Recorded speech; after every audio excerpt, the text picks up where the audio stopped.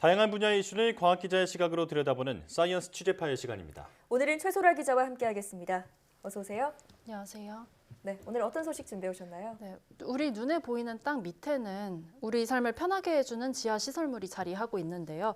차가 지나다니는 터널을 포함해서 또 하수도나 난방, 또 통신 설비가 묻혀 있는 공동구까지 모두 합쳐서 지하 시설물이라고 부릅니다. 예.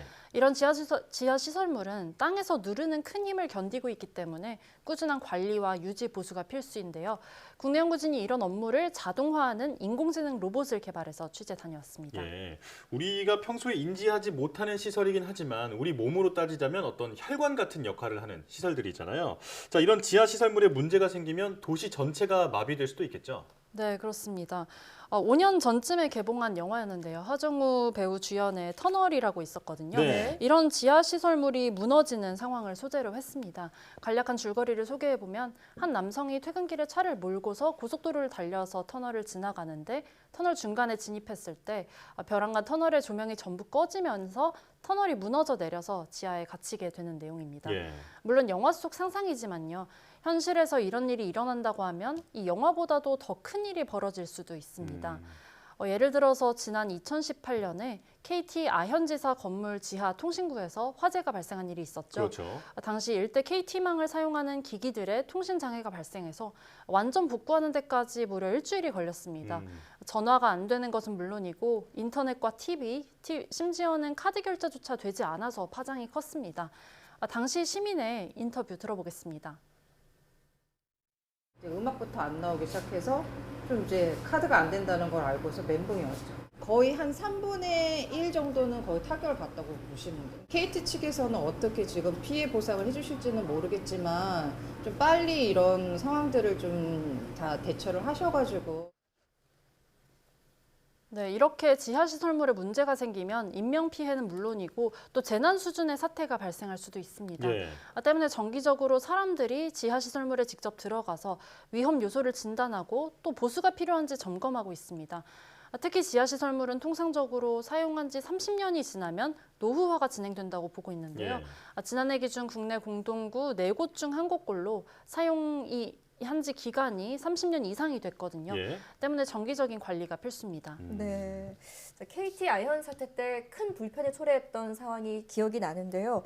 지하 시설물 점검이 그만큼 중요하다라는 것이 이제 강조가 되는 건데 그만큼 지하 시설은 근데 공기도 좋지 않고 또 어둡고 폐쇄적이다 보니까 사람이 직접 들어가서 점검을 하기에는 좀 위험하지 않을까 싶은데요. 네, 그렇습니다. 현재 대부분의 지하 시설물을요, 화재 점검이나 균열 점검을 할 때 사람들이 직접 들어가서 설비를 가지고 점검을 하게 되는데요. 네. 말씀하신 대로 안전상의 문제도 있을 수 있고요. 또 무엇보다 진단에 사람의 주관이 개입될 여지가 있어서 자동화 시스템 도입이 촉구되는 분야 중에 하나입니다. 최근에는 기업이나 연구소에서 드론을 통한 안전 점검이나 영상 인식 솔루션을 장착한 차량을 통해서 이런 지하 시설물을 점검하는 연구들이 진행되고 있습니다. 예. 하지만 터널 등 이런 지하 공간은 GPS 수신이 원활하지 않거든요. 그래서 드론 작동에 제약이 있을 수가 있고 또 주변이 어두워서 고화질 영상 데이터를 확보하는 것도 쉽지가 않습니다. 또 공동구의 경우는 차량이 지나갈 만한 공간이 확보되지 않을 수도 있어서 이런 어려움 또한 있습니다. 예. 어마어마하게 크고 긴 데다 안전 문제까지 있으니까 사람이 하기에는 여간 어려운 일이 아니다 이런 생각이 드는데요. 자, 이런 가운데 이런 일을 대신 해주는 인공지능 로봇이 개발됐다고 하니까 정말 반가운 소식인데 어떤 로봇인지 소개해 주시죠. 네, 연구팀이 개발한 거는 딥러닝 기반의 자율주행 로봇인데요. 먼저 자율주행이 가능하기 때문에 지하 시설물에 사람이 들어가지 않아도 됩니다. 네. 로봇은 탱크 모양으로 생겼고요. 또 안정적으로 이동할 수 있는 구조를 갖췄는데요. 방해물은 이 자율주행 기능이 있기 때문에 스스로 회피하면서 이동할 수 있습니다. 높이는 길게 늘렸을 때 1.8m 정도고요. 너비도 1m 남짓으로 사람이 지나다닐 수 있는 곳은 거의 다 이동 가능하다고 보면 됩니다. 예. 또 딥러닝 기술이 핵심인데요. 로봇 팔이 있거든요. 로봇 암이 자유롭게 사방을 스캔한 뒤에 벽에 생긴 균열만을 찾아서 균열 지도를 작성해서 와이파이로 정보를 전송하게 됩니다. 예. 이론적으로는 콘크리트에 0.3mm 이상의 균열이 생기면은 이런 균열의 진행 상황을 주시를 해야 되거든요. 근데 손톱 두께보다 얇기 때문에 사람 눈으로는 이것을 일일이 찾아내기가 어려울 수도 있습니다. 네. 그런데 이 개발된 로봇 암에 고해상도 카메라가 장착됐기 때문에 0.3mm 이상의 균열을 모두 탐지해낼 수 있습니다. 음. 로봇이 멀쩡한 벽은 두고 균열만을 골라낼 수 있는 거는요.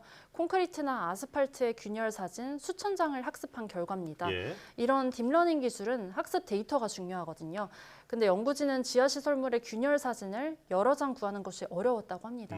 그래서 일반적인 균열 사진을 지하시설물에 생길 수 있는 콘크리트 균열 형상으로 변형을 해서 학습시켰더니 이 로봇의 성능이 향상됐다고 합니다. 연구진에게 직접 들어보시겠습니다. 딥러닝은 학습 데이터가 많이 필요한데 우리나라는 인프라 시설물이 관리가 굉장히 잘 되어 있기 때문에 그런 학습 데이터를 확보하기가 매우 어렵습니다. 특히 손상된 인프라 같은 경우는 우리 주변에서 쉽게 찾아볼 수가 없는데 이런 점들을 극복하기 위해서는 새로운 가상의 데이터가 필요하게 되고요. 자, 이를 위해서 도로 균열을 아스팔트 균열로 바꾸었습니다. 형상만 놓고 본다 그러면 서로 유사하고요. 재질만 서로 다르기 때문에 이 재질을 바꾸는 기술이 되겠습니다. 네.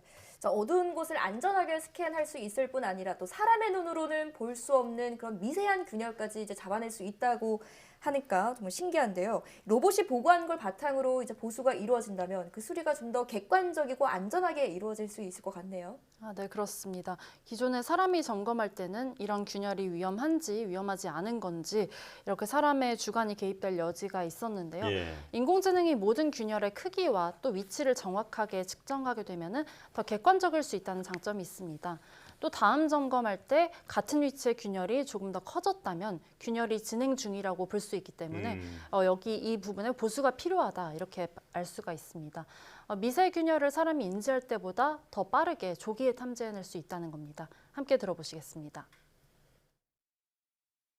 점점 길이가 길어진다던가 균열 폭이 점점 커진다던가 이렇게 되면은 거기 계속 외력이 작용을 한다던가 하는 상태이기 때문에 안정성에 위험을 줄 수가 있죠. 어떤 균열의 진행성 이런 게 중요하기 때문에 자주 정기적인 이제 진단이나 점검이 필요하거든요. 그럴 때 이제 사람을 대체해서 이 로봇을 활용하면 보다 좀 경제적으로 그다음에 좀 일관성 있게 그리고 객관적으로 좀 진단을 할 수 있다. 네, 이 점검 인력의 안전 문제를 해결하면서 시설 점검의 완성도는 높일 수 있는 아주 좋은 기술이라는 건데 하루빨리 현장에서 쓰였으면 좋겠거든요. 이게 언제쯤 가능할까요? 연구팀은 이번에 개발된 로봇이 일단 균열을 탐지하는 목적으로는 당장이라도 현장에 투입이 가능한 수준이라고 설명합니다. 예. 네.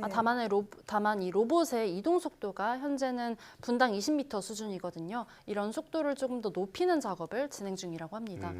이 밖에 균열 탐지 기능 외에도 다른 기술을 추가하는 것을 또 연구진은 추진 중인데요.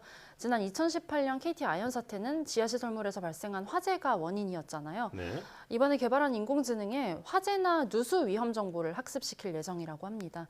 한국건설기술연구원은 현재 기업의 기술 이전을 계획하고 있고요. 또 추후 이 로봇을 현장에 적용할 수 있을 것으로 보고 있습니다. 그렇군요. 네. 앞으로 가태 사고가 발생하지 않도록 똑똑한 인공지능이 빠른 시일 내에 현장에 투입됐으면 좋겠습니다. 최설아 기자 잘 들었습니다. 감사합니다.